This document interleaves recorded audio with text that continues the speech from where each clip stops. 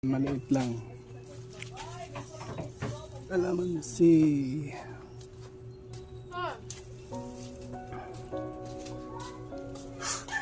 So,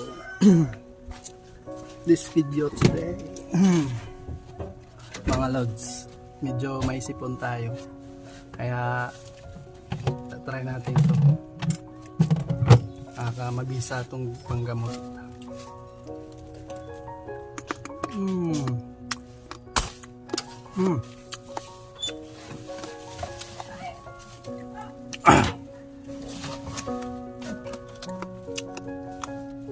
Yan, lods.